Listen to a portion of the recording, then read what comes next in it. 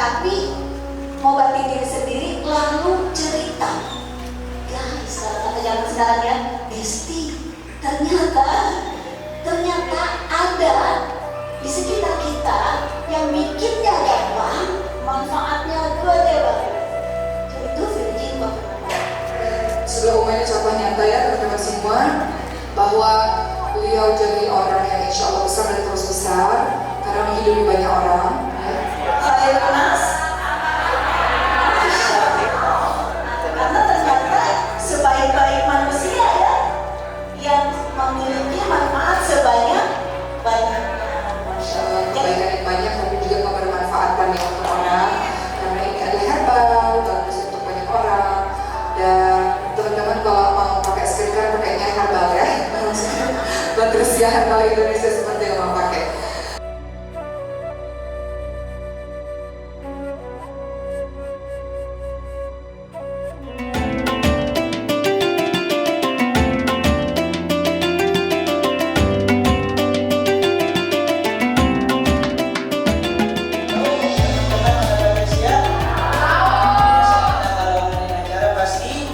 Sponsornya gratis.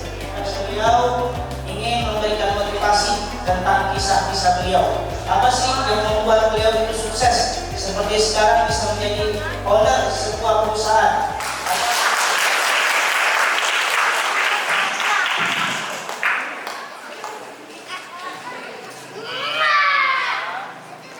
Assalamualaikum warahmatullahi wabarakatuh.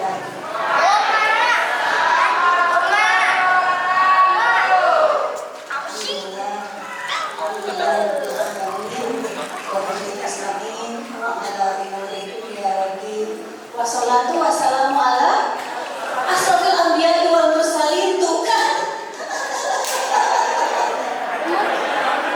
nervous ya, Masya Allah, saking bahagia, Masya Allah. Jadi dari tadi tuh ngobrol sama, lupa kan tadi ngobrol sama siapa.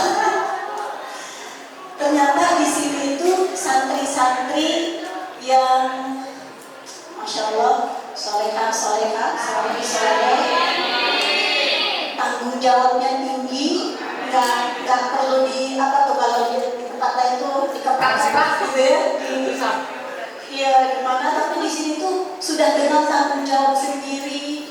Jadi datang ke sini nervous, ketemu dengan ini kenapa potongannya gini kan? calon-calon Mas Menco. Siapa yang malam ini bahagia juga? Bahagia ya? Jadi bahagia semua ini ya?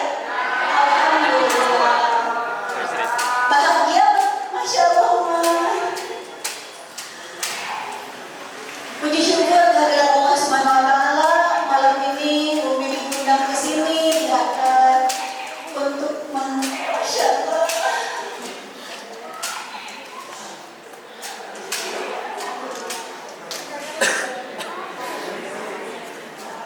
Atau di sini ada yang punya cita-cita jadi pengusaha? Ahli Quran yang cita-citanya mau jadi pengusaha. Siap-siap cairin barang media sekarang. Kira itu ya kalau ahli Quran nantinya mau jadi pengajar Al-Quran aja. Ternyata enggak, mau jadi pengajar Al-Quran plus pengusaha. Hai Mas, karena ternyata sebaik-baik manusia ya, yang memiliki manfaat sebanyak-banyaknya. Masya Allah. Jadi ini pada mau jadi pengusaha ya?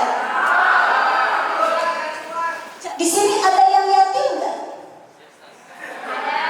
Ada. Oh ada. Di akhwat ada. Ada. Ada yang secara ekonomi kalau keluarganya kekurangan ada juga. Ada. Yang ingin banyak uangnya? Banyak ya. Jadi mungkin bisa diambil hikmah atau diambil apa namanya contoh lah ya. Umi ini anak yatim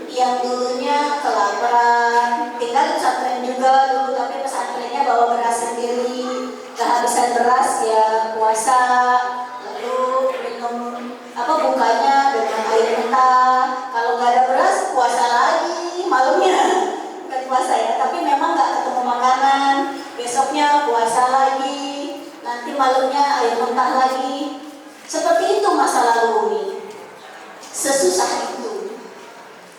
Jadi kadang-kadang nggak nyangka juga akan seperti ini. Dulu di pesantren, di pondok ngajinya ada ngaji kitab, ada ngaji Al-Quran juga. Jadi siang hafalan Quran, ngaji lagi, perut tidak perih seperti itu. Lalu perjalanan hidup membawa Umi sekarang alhamdulillah punya pabrik ya. Ada yang mau punya pabrik? Jadi mungkin gimana sih ceritanya? Tadinya kan semiskin itu, kok bisa jadi pebisnis? Bahkan tadi ngobrol juga tentang bakat. Umi itu dulu berpikir gak akan jadi pebisnis, gak akan jadi pedagang, karena gak enakan. Kalau punya suatu dagangan, ada sahabat, ini berapa? Udah ambil. Ada tetangga, ini berapa? Udah ambil aja. Itu begitu, aslinya begitu. Akhirnya ternyata ketemu jalannya adalah bisnisnya online. Nggak ketemu orangnya, jadi rasa nggak enaknya minim, ya karena nggak kenal. Ternyata di bisnis online, niat nggak sih dulu berbisnis? Bisa dibilang nggak niat malah. 11 tahun lalu, 11 tahun lalu Umi itu sakit berat, pendarahan, kata dokter ini bisa lewat. Udah udah berbahaya lah ya, udah kronis.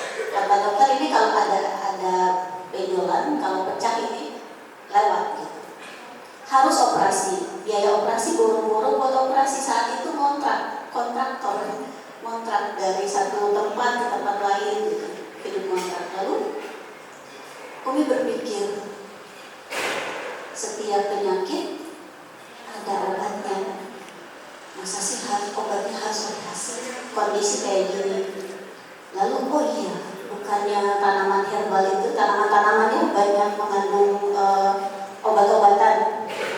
Lalu qadarullah di sebelah Umi itu ada warnet. Jadi dari tahun 2000, 2001, 2002 Umi itu sudah penyuka internet alhamdulillahnya. Jadi pada saat ada warnet itu Umi nyolong, bayar sebulan 100.000. Siang malam belajar tentang apa yang ada di daun-daunan, biji-bijian, minyak-minyakan. Oh, di dalam binahum ada alkaloid, saponin, tanin. Oh, alkaloid ini fungsinya begini ke dalam tubuh. Oh, ada ketemu lagi kenapa ASI bisa membuat orang daya tahan tubuhnya tinggi. Oh, ada asam laurat. Asam laurat itu ada nggak di tanaman? Oh, ada. Ternyata asam laurat itu kalau masuk ke dalam tubuh menjadi monolaurin. Monolaurin atau laurin tunggal. Monolaurin kalau dia masuk ke dalam pankreas, bantuin pankreas untuk menghasilkan insulin, atau bahkan kalau terhadap ginjal bisa membantu kerjanya ginjal. Oh, monolaurin ini keren ya, dari asam laurat. Dicari di dalam apa nih asam laurat? Ternyata ada di dalam minyak kelapa. Minyak kelapa, dulu tahu minyak letik? Nah, ternyata minyak letik itu mengandung asam laurat sekitar 20%, 20-25%. Dari dulu minyak letik banyak digunakan untuk pengobatan. Dipelajari lagi. Ternyata kalau caranya tepat, asam laurat di dalam minyak kelapa bisa sampai di atas 50%. Kalau sampai apalagi kalau caranya itu dengan tanpa pemanasan, tanpa enzimatis, jadi dulu tuh Umi pelajari tentang cara bikin VCO. Oh, cara bikin VCO tuh banyak. Umi benar-benar belajar siang malam tentang kandungan-kandungan dan tentang cara-caranya, cara menghasilkannya. Lalu ketemu cara membuat virgin coconut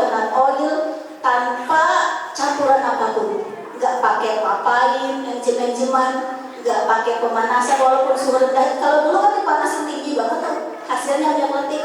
Lalu diakalin sama orang pemanasannya suhu rendah, dia kebakarnya dikit asam lagi. Ini tanpa pemanasan, tanpa enzimatis, tanpa bahan kimia sama sekali. Jadi Umi pelajari kenapa bisa jadi ini. Oh, santan itu adalah gabungan antara minyak, protein, air diikat oleh globulan protein, diikat oleh globulannya. Jadi kalau si pengikatnya pecah, maka yang masanya paling ringan naik ke atas, masa yang agak berat di tengah, yang paling berat yaitu air ke bawah. Misah sendiri wing gitu, hanya dalam hitungan sekian jam. Wah, jadi tuh minyak ke atas hanya pakai mixer. Umi pecahin itu si santan kental. Pertama santannya dibiarkan supaya dia dikental, paling bawahnya air, atasnya tuh santan kental. Diambil santan kentalnya, dikocok, pecahin globulannya, jadilah minyak kelapa murni, paling atas, tengahnya protein, bawahnya air. Dikonsumsi, ternyata alhamdulillah Umi sendiri jadi sehat. Beberapa orang yang ikut mengonsumsi ini ikut sembuh. Ada orang yang tadinya epilepsi, tahu epilepsi? Tadinya sampai 25 kali sebulan, di atas 20 kali, hanya jadi 2 kali setelah rutin mengonsumsi virgin coconut oil itu. Lalu ada orang yang di daerah Batam, dia itu kan sharing-sharing tuh di internet, cerita ada minyak keren banget nih, gitu. Cara bikinnya kayak gini nih. Niatnya bukan dagang, niatnya saat itu bukan bisnis, tapi ngobatin diri sendiri, lalu cerita. Guys, kalau kata zaman sekarang ya, Besti, ternyata ada di sekitar kita yang bikinnya gampang, manfaatnya gede banget. Itu virgin coconut oil. Bang bikinin 1000 liter, bang bikinin segitu, dapat upah. Kalau 10 liter upahnya segini, 100 liter upahnya segini. Alhamdulillah, tetangga ikutan, saudara-saudara ikutan. Ayo bikin, dapat orderan banyak. Rame di rumah. Lalu kering, bang bikin sabun dari VCO. Kalau bisa yang tanpa deterjen. Umi tahu ya yang namanya sabun itu mengandung sodium lauret sulfat. Umi sampai mempelajari ke daun merah. Tahu daun merah? Tahu ya, daun teman sepatu ya. Jadi Umi berpikir gimana caranya semua serba herbal kan? Serba tanaman. Karena kita cuci tangan pakai pencuci tangan sabun. Kalau kurang bersih, itu justru bisa bawa pencemaran. Suatu hari ketemu, oh ternyata virgin coconut oil ini bisa menghasilkan busa kalau ada proses saponifikasi dengan lye, dengan soda. Oh, sodanya, si bahan kimianya bisa diuapkan melalui masa curing. Oh, siang malam begini di depan komputer. Dulu PC ya, dulu belum kebeli laptop. Jadi masih pakai PC besar itu di depan komputer siang malam. Ya Allah, ternyata bikin sabun batang, diproses, kok lembek. Pertama bikin, aduh, pakai apa ya? Belajar lagi, berhasil. Lalu mulai lagi, bikin lotionnya juga dari VCO, lotion. Ini bukan ahli kimia, bukan apoteker, bukan dokter. Ditantang, bikin lotion dong, bikin sabun dong. Masa sih nggak bisa? Ada nggak yang suka gitu? Jadi ketika ada tantangan, masa sih nggak bisa? Orang bisa, masa saya nggak bisa? Bener nggak? Bedanya dokter dengan kita apa? Kita bisa nggak memiliki ilmu pengetahuan seperti dokter di zaman sekarang? Bisa banget, ya. Artinya memang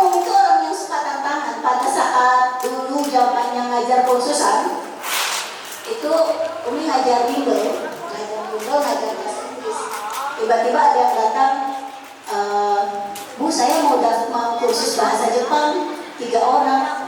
Oh, di sini belum ada kursus bahasa Jepang. Berapa orang? 3 orang. Tingkat bawah atau tingkat menengah atau tingkat tinggi? Paling bawah, Bu. Oke. Saya carikan ya gurunya. Mikir, saya nggak bisa bahasa Jepang. Belajar bahasa Jepang. Belajar bahasa Jepang. Oke, saya bisa buka kursus bahasa Jepang. Gitu. Jadi itu bisa dikatakan apa, testimoni ya. Siapa yang bersungguh-sungguh, Allah buka jalan keluarnya. Selain bersungguh-sungguh, kalau dalam Islam apa supaya Allah bukakan jalan keluar? Barang siapa titik-titik, maka Allah akan bukakan jalan keluar. Masya Allah. Siapa itu yang jawab? Wah, dapat produk Batrisya. Produk Batrisya senilai 300.000 rupiah. Masya Allah. Wa mayyatatillah. Hafal semua sebenarnya ya, tapi tadi nggak ngeh. Masya Allah. Jadi kalau kita bertakwa, Allah bukakan jalan keluar. Tapi apakah takwa itu cuma percaya sama Allah, sholat, ngaji, cuma itu enggak? Enggak ya. Ikhtiar adalah bagian dari takwa, karena ikhtiar adalah perintah Allah. Jadi orang yang tidak mau ikhtiar berarti dia tidak bertakwa, karena ikhtiar adalah perintah Allah. Bunda Siti Hajar aja ikhtiar, ya kan? Ikhtiar terus sambil minta sama Allah. Allah kuasa nggak ngasih tanpa Bunda Siti Hajar sakit? Kuasa nggak? Kuasa. Tapi Bunda Siti Hajar sakit. Begitu. Jadi akhirnya tantangan demi tantangan diterima. Dijabalin kalau kata mana tuh? Tahu ya? Lalu akhirnya alhamdulillah orderan, ada dokter bikinin 10.000, siap dok, tapi perizinannya belum bisa, kita bantu dibantu perizinannya. Tahun 2016 alhamdulillah terbitlah buku Omset Miliar Tanpa Modal. Karena tahun 2016 omset sudah miliar. Dari nggak punya apa-apa. 2019 kebeli pabrik. Nggak nyangka. Jadi Umi sendiri nggak nyangka. Kalau ditanya waktu itu memulainya gimana sih? Niat untuk jadi pebisnis saat itu lagi nggak berpikir jadi pebisnis, lagi berpikir gimana caranya sehat. Ternyata dalam proses itu Allah ngasih saya penyakit seberat ini. Allah ingin apa? Kan bertanya-tanya, Allah, Engkau ingin hamba aku ngapain?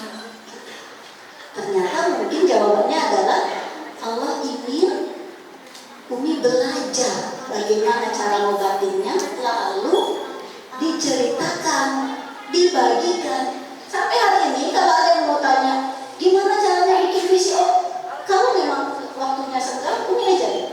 Cara bikin sabun Umi ajarin. Umi kok diajarin? Nggak takut jadi banyak kompetitor? Enggak dong. Semakin banyak kompetitor, yang itu apalagi memang ada peran Umi di situ, berarti ada jaringan. Sama-sama. Kalau tujuannya untuk umat, maka nggak ada yang namanya kompetitor. Enggak. Semua melakukan hal yang baik untuk umat, nanti kita ikut bahagia. Terus kalau kita bisnisnya jadi karena persaingan gitu ya, lalu jadi turun, gimana? Ya nggak apa-apa. Tujuan kita apa sih? Berbuat sebanyak-banyaknya kebaikan. In ahsantum. Kalau ngobrol sama santri mah begitu ya, Masya Allah. Ngomong apa? Hafal semua. Hukum kekekalan energi. Ada yang masih ingat hukum kekekalan energi?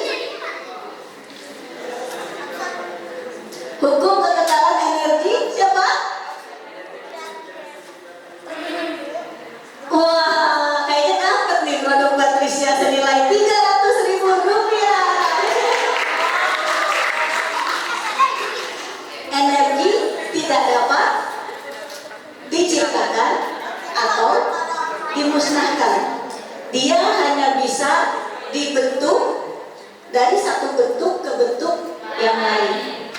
Itulah energi yang dari diri kita dibentuk menjadi kebaikan, kasih ke orang, kasih ke orang, kasih ke orang, itu tidak dapat dimusnahkan. Energi itu tidak dapat dimusnahkan. Dia akan balik lagi ke kita dalam bentuk yang berbeda. Ketika harta, kekayaan, kemewahan tujuannya cuma itu akan dimusnahkan. Tapi kalau kita tujuannya untuk umat manusia, insya Allah gak ada yang namanya kata bosan. Karena apa? Kebahagiaan. Ketika kita memberi kebahagiaan kepada orang, kebahagiaan itu menular, balik lagi ke kita. Pernah gak kita ngasih seseorang di pinggir jalan atau di mana, orangnya itu bahagia banget. Ya Allah, terima kasih banyak ya Neng. Wajahnya gimana rasanya? Bahagia banget. Jadi kalau kita membagi kebahagiaan itu akan balik ke diri kita. Jadi salah satu kunci untuk bahagia selama-lamanya adalah sebanyak-banyaknya membagi kebahagiaan. Jadi akan balik lagi kebahagiaan. Oke, kita buka pertanyaan ya. Wah, ini udah banyak yang siap-siap nih. Waduh, ada bingung nih ya. Jadi kan Uni kan memproduksi dari awal. Nah, kan itu otomatis seperti yang dibutuhkan oleh tanaman. Nah, untuk melestarikan tanaman itu apakah Uni juga menanam terus kemudian diproduksi itu sebenarnya? Mungkin pertanyaannya bagaimana Uni mengolah agar tanaman itu tidak menjadi mesin kita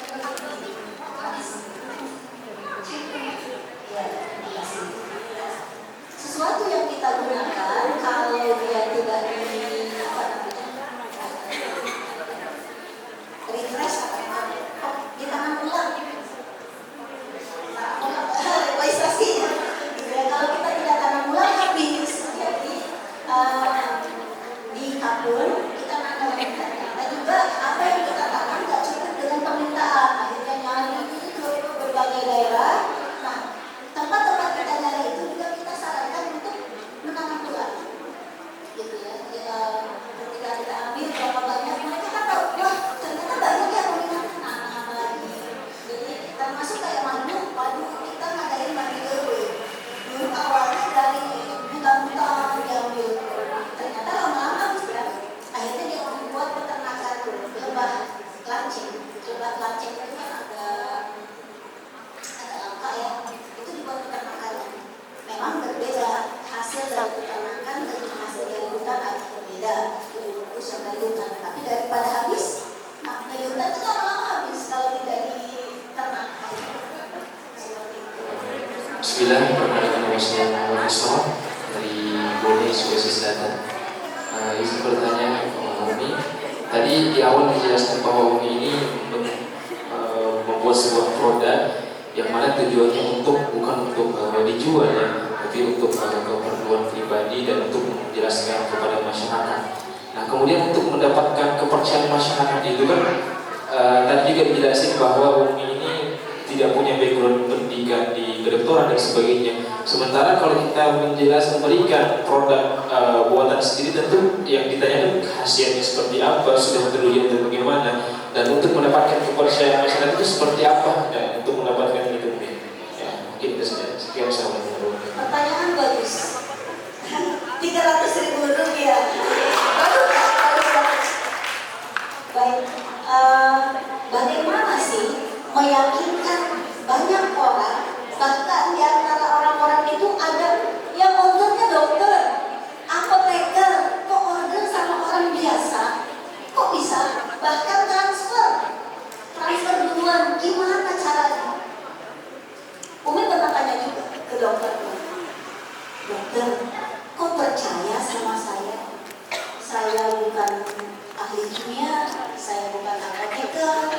Jadi ketika ditanya, ibu menggunakan apa? Contohnya waktu memproduksi skincare. Dokter punya klinik order skincare sama orang kampung yang basicnya bukan bukan kedokteran, bukan apoteker. Ibu pakai skincare-nya pakai apa aja? Lalu dijawab waktu itu pakai apa namanya, glikolat. Saya pakai glikolat, dokter. Kalau pakai asam glikolat kan ada gini-gini betul dokter. Dia memang ada pelepasan sel kulit mati, tapi kita pakai persentasenya segini dok. Terus pakai apa lagi? Dijelasin, pakai ini, pakai ini, pakai ini. Kenapa nggak pakai apa? Kalau pakai itu dia ada kontraindikasi dokter. Bla bla bla bla bla. Terus untuk pengobatan ini ibu pakai apa? Saya pakai daun binahong dok. Kenapa pakai daun binahong? Daun binahong itu ada alkaloid, kalin, saponin, terus dijelasin. Emang buat apa alkaloid? Bukan nggak tahu dok. Kenapa harus binahong? Kenapa ini? Kenapa ada alkaloid kok dipilih buat ini? Kenapa ini itu tunggu saja? Ternyata itu lagi sidang. Lagi sidang. Gak sadar. Kirain beneran nanya. Kan ini dong, ini. Ya agak sedikit ini ya, karena lagi ngobrolnya sama dokter gitu. Jadi benar-benar ngejelasin kenapa ini, kenapa itu. Oke. Terus sabun itu kenapa nggak pakai SLS, nggak pakai sodium laurat sulfat? Karena sudah mengandung busa dong. Dari mana busanya? Dari proses saponifikasi antara soda dan fisiko dong. Gitu. Saponifikasi itu apa? Oh banyak, ditanya. Gini dong, gini. Dapat sekitar 2 jam 3 jam. Bikinnya saya 10.000. Oh, masya Allah. Jadi untuk mendapatkan trust, kita harus menjadi expert di bidang apa yang kita tawar. Untuk mendapatkan trust, kita harus menjadi expert. Ternyata dipelajari lagi, kampus yang sama di tahun yang berbeda meluncurkan pernyataan yang berbeda yang akhirnya mendukung. Oh iya, kira-kira gitu. Kampus tersebut bilang, oh iya, ternyata minyak virgin coconut oil berbeda dengan minyak sawit, berbeda dengan minyak nabati lain. Minyak nabati lain ya bisa menyebabkan kolesterol tinggi dan sebagainya. VCO tidak. VCO, minyak-minyakan, kalau ke kulit bisa komedogenik karena dia menutup pori-pori. VCO tidak. Dia meresap dengan mudah masuk ke dalam kulit. Gitu. Jadi akhirnya jurnal-jurnal itu sendiri menemukan yang berbeda. Berarti apa kesimpulannya? Untuk dipercaya orang harus expert, harus mahir di bidang tersebut. Berapa lagi Umi? Berapa pertanyaan lagi? 5. Umi, nama saya Muhammad Hilman, saya berasal dari Bandung, Jawa Barat.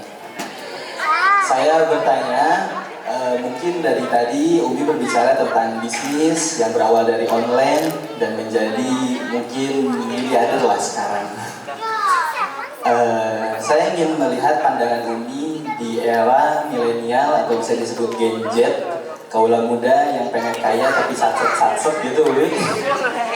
Mungkin di era sekarang mencari cuan atau mencari uang itu yang satu ada dengan berbisnis online, yang satu ada dengan trading. Trading. Nah, mungkin menurut Umi, pandangan Umi, bagaimana sih tentang trading itu? Saya ingin keluar dari jalur yang lain lah. Apa sih pandangan Umi tentang trading atau tentang jual beli saham gitu? Jadi sepanjang perusahaannya kita tahu perusahaan yang maslahat, baik, dia tidak ada unsur-unsur haram, riba termasuk di dalamnya. Oh perusahaannya ada riba, oh ada subhat. Kalau kita nggak yakin itu perusahaan bagus, baik secara agama syar'i, sebaiknya tidak. Karena ketika kita membeli saham atau bermain saham di perusahaan yang ada unsur-unsur tidak syar'i, berarti kita mendukung perusahaan tersebut. Sama saja kita juga menjalankan perusahaan yang tidak syar'i. Hukumnya berarti kita juga kena. Kalau perusahaan yang memproduksi minuman keras misalnya, fatal ya yang ini Haram. Berarti uangnya juga yang kita terima haram. Assalamualaikum warahmatullahi wabarakatuh. Perkenalkan, nama saya Vika Tridia Sadi dari Banyuwangi. Assalamualaikum Umi. Pertanyaan Vika adalah yang pertama tentang branding. Ketika kita membuat suatu produk, pasti yang dipikirkan setelahnya itu adalah bagaimana cara kita membranding produk tersebut. Seperti mungkin packagingnya seperti apa, namanya, seperti itu kan. Karena ketika kita sudah membranding suatu produk itu, kan kita pasti ada publikasi atau orang gitu. Kalau kita publikasi, otomatis brandingnya harus bagus, harus cakep gitu. Dan branding suatu produk itu juga mempengaruhi kepercayaan konsumen ya terhadap apa yang kita jual gitu. Nah, pertanyaan yang pertama, apakah pada saat Umi berproses dalam membuat suatu produk itu, apakah Umi sudah memikirkan brandingnya, namanya, termasuk juga kemasannya gitu, sampai Umi bisa mendapatkan kepercayaan dari orang-orang yang mungkin luar biasa yang Umi jelaskan tadi. Kalaupun memang bukan pada saat itu, kapan baiknya membuat suatu branding itu ketika kita ingin membuat suatu produk itu? Apakah langsung, apakah tunggu dulu, apa seperti apa? Kemudian yang kedua adalah tentang kerugian dalam membuat suatu usaha. Para pengusaha itu mencetuskan pepatah ini, kamu gak akan jadi pengusaha kalau kamu belum merasakan suatu kerugian gitu ya. Jadi kalau kita bilang saya sudah menjual hal ini dan ini, tapi ternyata belum merasakan kerugian itu, belum jadi pengusaha gitu. Nah, pernah nggak sih Umi merasakan di posisi tersebut? Maksudnya ketika Umi berjualan itu ada masa ruginya gitu. Dan kalaupun memang ada di posisi tersebut, bagaimana cara Umi mengolah kembali agar produk itu bisa hidup lagi seperti itu. Terima kasih. Wassalamualaikum warahmatullahi wabarakatuh. Setelah dipelajari, ternyata tanpa disadari itu sudah ada branding. Brandingnya adalah herbal branding. Memang waktu itu gak berpikir saya mau membranding, tapi saya niatnya mau membagikan manfaat dari tanaman. Akhirnya terbranding. Lalu kalau brand mereknya itu juga tidak begitu disengaja. Punya putri namanya Patricia. Patricia itu artinya cerdas cerdik, banyak akal. Kemudian nama putri Umi dijadikan merek produk. Lalu tanpa disadari brandingannya adalah produk halal herbal. Itu dulunya nggak berpikir branding sengaja. Jadi dulunya ya udah, saya memang mau membagikan manfaat dari tanaman-tanaman. Ketika kita melihat bisnis kita yang lalu tidak memalukan, berarti kita tidak bertumbuh pesat. Karena apa bedanya yang sekian tahun lalu dengan sekarang? Nggak banyak. Dulu juga udah keren. Tapi kalau dulunya memalukan, sekarang keren, berarti tumbuhnya pesat. Jadi kalau sekarang Umi lihat-lihat di Google, lagi banyak tuh produk Patricia. Saat itu omset sudah miliar loh. Omset sudah miliar, kemasannya nggak kece sama sekali. Tapi laku. Bahkan pernah itu cuma pakai plastik gitu, pakai plastik asli. Jadi waktu itu customer karena terhubung langsung, yang penting ada tanda tangan Umi deh. Kasih tanda tangan kan, bahwa ini tuh bener nih. Pada zaman dulu ya, di proses report dan sebagainya, pada jam awal-awal segitunya gitu,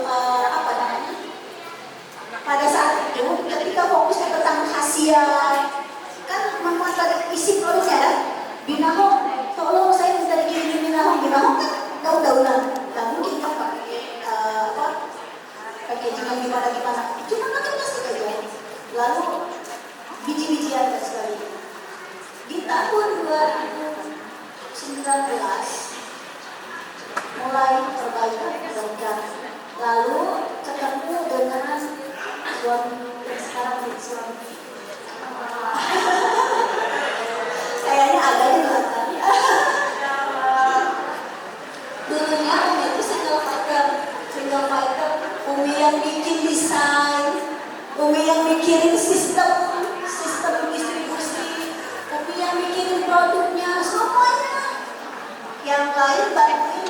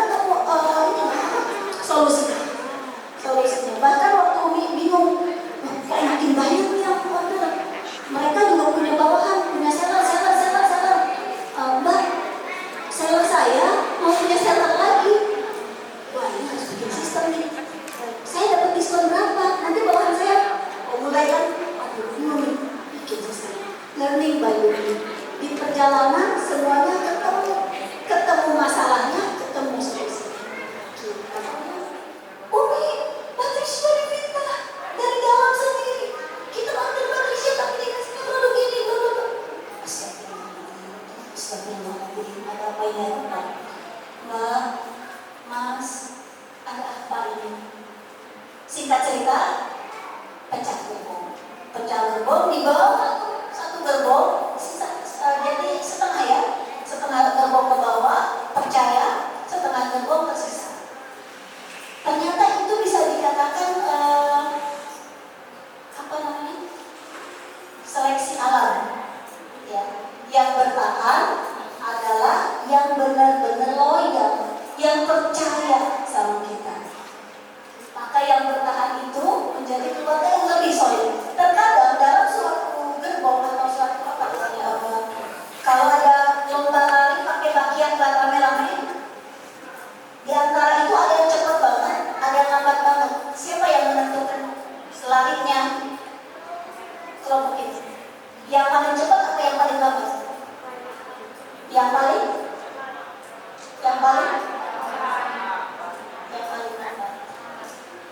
Jadi walau betul, ada yang dekat banget, ada yang lambat satu, nggak bisa, ya kan? Nggak bisa kakinya, karena apa? Ketahan sama. Jadi terkadang kehilangan bukan berarti sesuatu yang buruk. Jadi ternyata setelah kejadian itu, memang omset down, lalu dari tadinya 600 juta sampai puluh terus. Jadi percaya aja, setiap kejadian itu Allah yang menggerakkan. Kalau kita percaya bahwa itu Allah yang menggerakkan, kita pasti percaya ada kebaikan di situ. Perbaiki diri, sholat taubat, perbaiki tindakan. Gitu ya. Mungkin terjawab.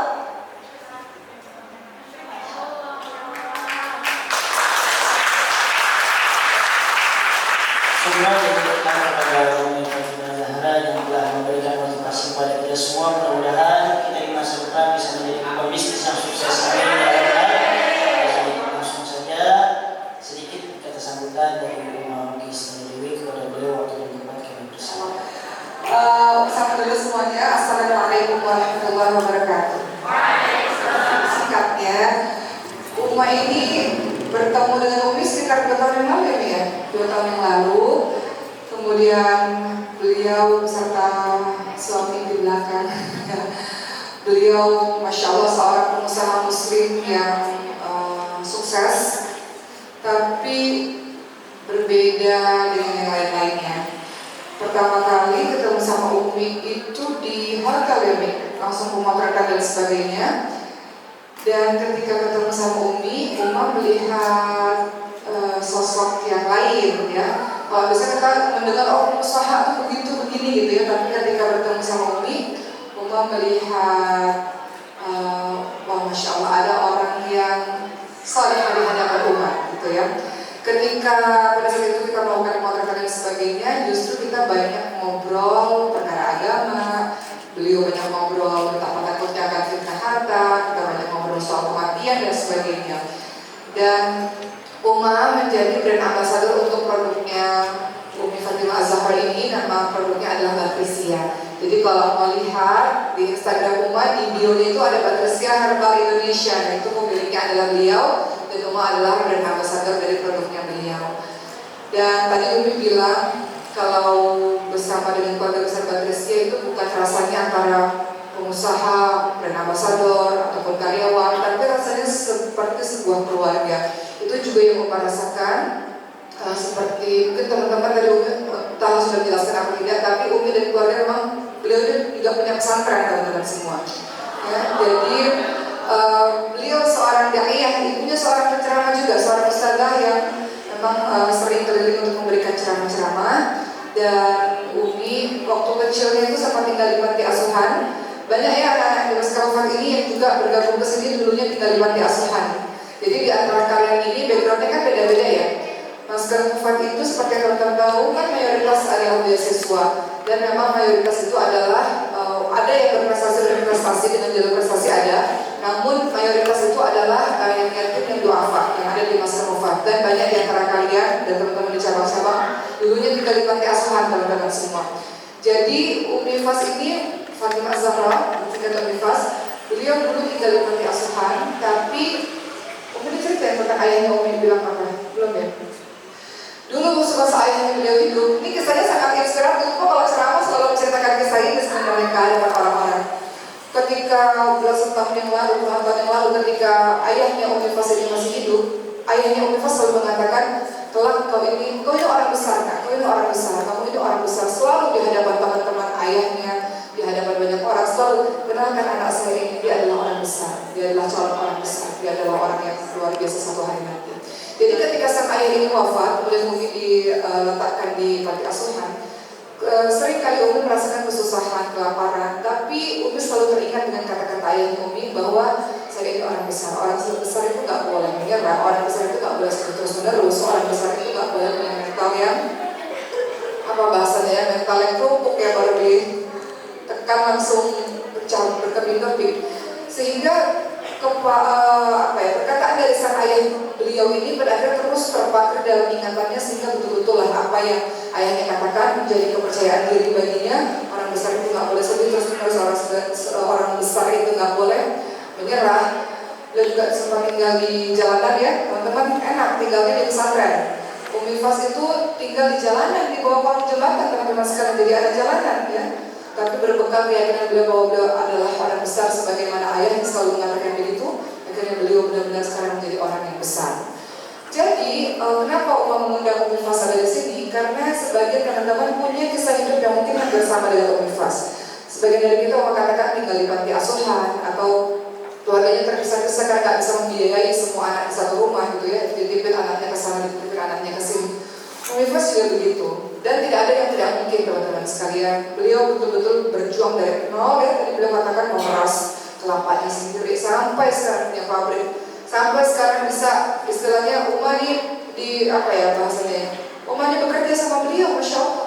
Beliau akhirnya banyak memiliki brand ambassador dengan artis-artis yang luar biasa, bisnisnya maju dan membantu banyak orang. Jadi berjihad secara ekonomi, berjihad secara finansial untuk membantu banyak orang.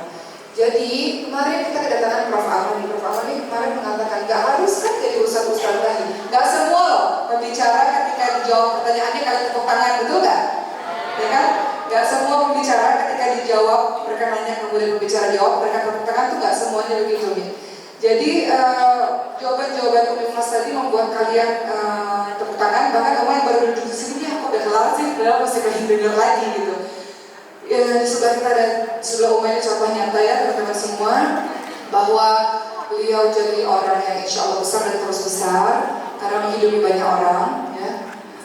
Ini AC-nya agak panas ya, boleh dihidupin AC-nya di sini kan ya. Dan kemudian Umi Fas, masya Allah ya, beliau selalu mengatakan Umi kalau misalnya lagi dakwah di sekitar Jabodetabek, karena Umi masih belum berani naik pesawat kayaknya, tapi nggak tahu kalau sekarang ya.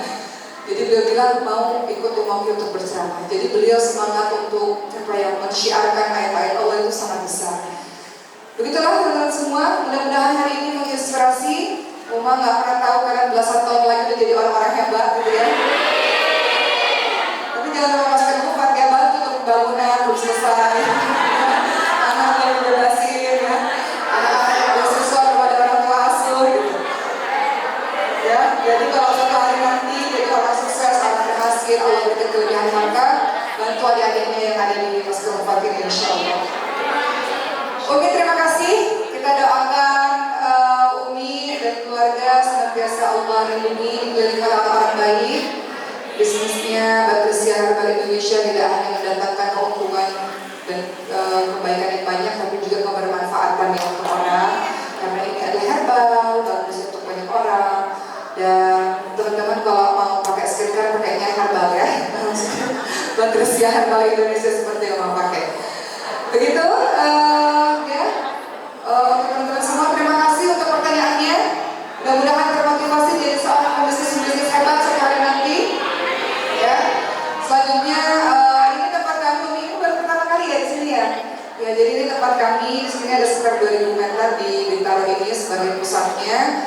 Dan di sini ada 4 lantai nih, nanti mungkin kami bisa lihat saung kita di belakang, di mana lantai yang pertama ini adalah halaman Quran. Kasih lebih dari tadi panas, baru nyala ini. Besok-besok pembicaraan yang ada di sini tolong dinyalain AC-nya ya, panas kalau di sini kasihan. Di sini Halcon nih, tempat kita sholat tarawih di sini lantai 2 ini kantor. Oh iya, di sana ya.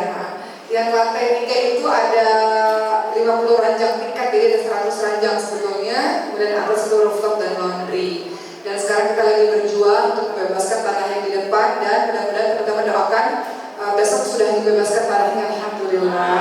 Sokongannya sudah ada, namun perjuangan dimulai lagi, itu pembangunan ya. Jadi ketika kalian pulang nanti, kemudian kalian kembali, itu akan mulai proses sedikit demi sedikit pembangunan. Jadi doakan ada sedekah yang diberikan oleh donatur untuk Mustafa sehingga bisa untuk pembangunan. Tapi rela datang kemari, semoga ini menjadi amal jariah untuk Umi, kasih Umi. Ya, teman-teman kalau melihat Umi itu di jajaran para pengusaha sekarang hadir ya di depan teman-teman semua berbagi kisahnya. Jadi bersyukurlah kepada Allah, Allah bantu kita menghadirkan orang-orang soleh di sini. Terima kasih Umi, ini ada hadiah sedikit dari kami. Ada plakat supaya Umi ingat terus tentang kami. Umi di depan kita ini, kalian jangan ini ya, jangan malu ya kalau Umi mau puji-puji ya. Di depan kita ini orang-orang hebat nih.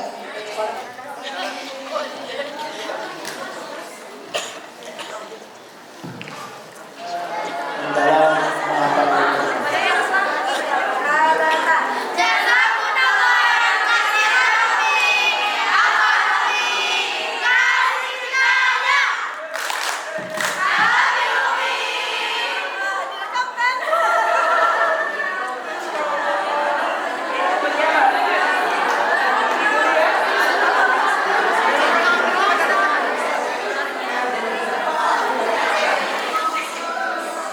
besok tapi ini sudah dari rumah.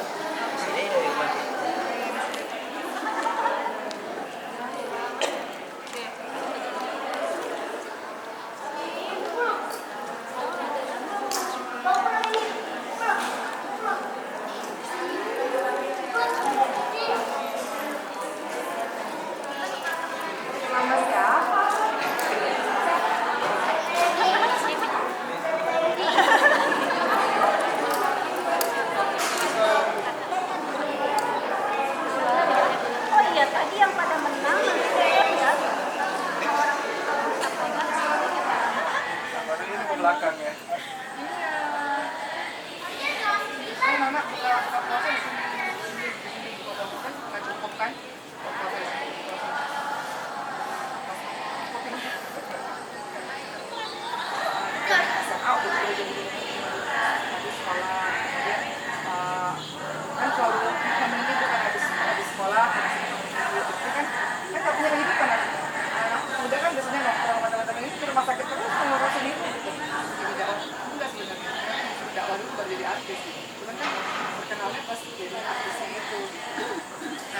Singkatnya pas udah sibuk sama sinetron segala macam kan ditinggalin nih ngajar ngajinya, rindu dengan suasana itu.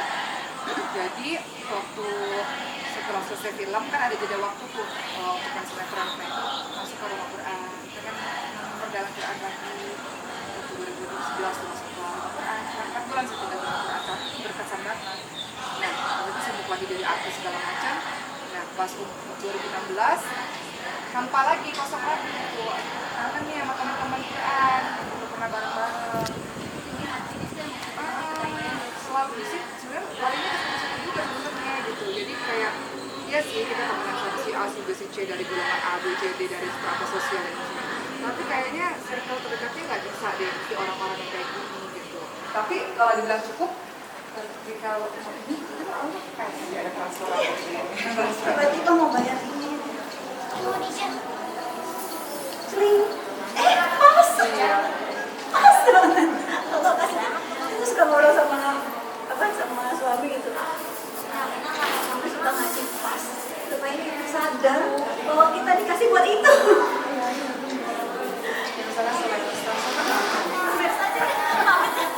Sakit kantongnya agak dulu ya. Sakit kantong.